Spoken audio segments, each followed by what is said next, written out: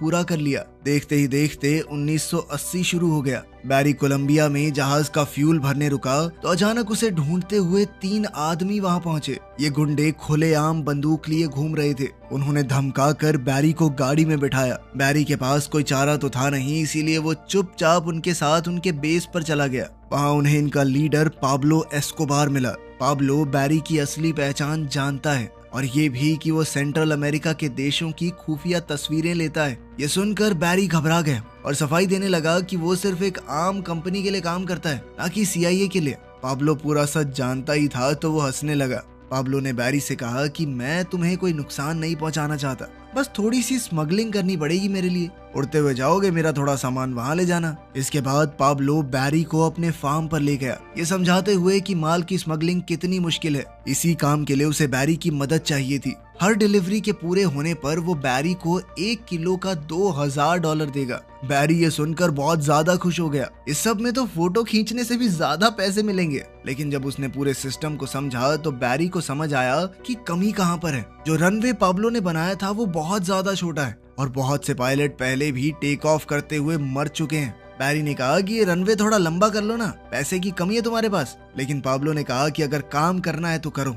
नहीं तो निकलो यहाँ से, सुझाव देने की जरूरत नहीं है। ये सुनकर तो बैरी की ईगो हर्ट हो गई। उसने फैसला लिया कि अब तो मैं इतने ही रनवे में उड़ा के दिखाऊंगा प्लेन। उसने कहा कि ये डिलीवरी तुम्हारे हिसाब से नहीं होगी, मैं बताऊंगा कि सामान कैसे डिलीवर होगा। उसने पाब्लो को एक जगह बताई कि वहाँ खुले मैदान है, मैं प्लेन को बिल्कुल नीचे ले जाकर सामान गिरा दूंगा, वहाँ तुम अपने आदमी भेजकर सामान उठवा लेना। पाब्लो मान गया और सारा सामान लोड करवाया। जैसे ही जाने की तैयारी पूरी हुई, बैरी ने देखा कि प्लेन के अंदर पाब्लो का एक आदमी पायलट की जगह पर बैठा है। लेकिन बैरी ने समझाया कि इस प्लेन में पहले ही काफी सामान है, इससे ज्यादा भार नहीं उठा सकता प्लेन, ठीक है, इसे नीचे उतरना होगा।